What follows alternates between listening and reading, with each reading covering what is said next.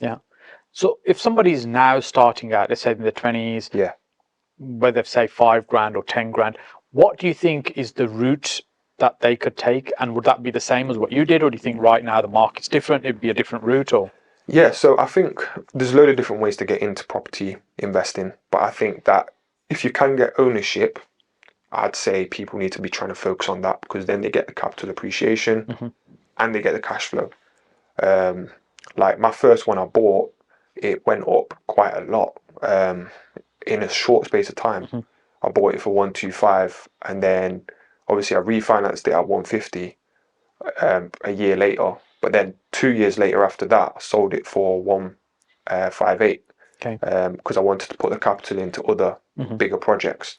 But it just kind of shows you capital appreciation. And I bet you've got some crazy examples of capital appreciation which you could share. Yeah. I'm still a baby. I've only been doing it for 6 years, so I've not really seen capital appreciation, Yes. but I understand it Yeah. and I believe it, Yes. Yeah. So, I think when we put time into context. yeah. So, for example, when my father first came to the country, and the first property he purchased in the 60s, at that time, the value of that property then, I can't remember the exact numbers now, but it's something tiny. It was like 13 grand or something like that. I can't remember the exact numbers from memory.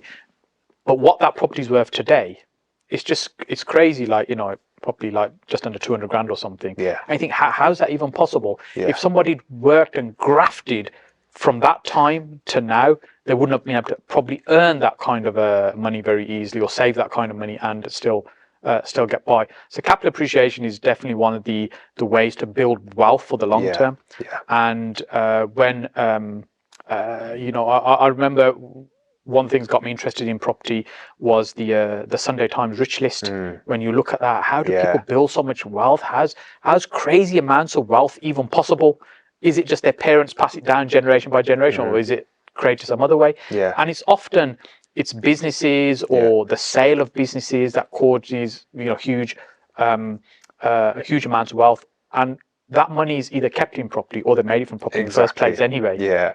And that's really what got me in tune with, actually, there's something here. Yeah. And like I said, when you then start looking at the numbers, and you think it's just unreal how much wealth you can create through property. Yeah, exactly. And that's probably just the way you think is like, right, that's an opportunity. So when you was starting out, you're probably seeing the rich list, and you were seeing, all right, property, people are making money through property.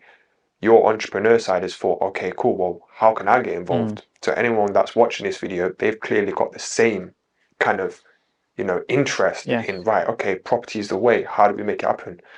So, but yeah, the capital appreciation, I actually got started because of that interest, because basically my mum purchased a property 25 years ago. It's the property that I grew up in. She bought it for 80k with my dad.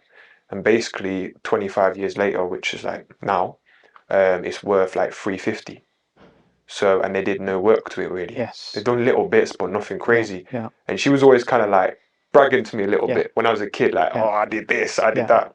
So I was like, okay. Yeah. Because when I was young, I was trying everything to make money. So I definitely got myself in some trouble when I was young. Because when I was 12, I was selling, New Era hats. They're like New Era hats. They was quite big and popular at one point, like flat peak hats. I was buying them in bulk from China. I was buying them for like £3.50, selling them for like £15 in school on eBay. It's a good profit margin, that. Yeah, but I was selling loads. Yeah. So I made like £1,000 profit when I was 12. But then we got a letter to my mum's house from their solicitor saying that all the hats were counterfeit. Wow. And then my dad's called the solicitor. Yeah. And he's like, look, he's 12. Yeah. And then they were what are you gonna do? Yeah, he's 12. I'm sorry, but and they just dropped it. Yeah. And then obviously I just signed something to say I won't do it. Yes. But I was doing that kind of thing. I was definitely trying to make something work. Then I tried to do items which were unbranded. Okay. And get designs on belts and stuff. Yeah. that didn't work. So I've tried a load of stuff, but then I always knew, right, the big money's in property.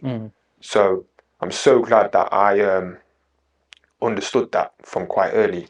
Hey, if you've enjoyed watching this clip, first of all, thank you so much for watching. Make sure you watch the full version on this link here on YouTube, or alternatively listen to the audio version on Spotify, which the link is below.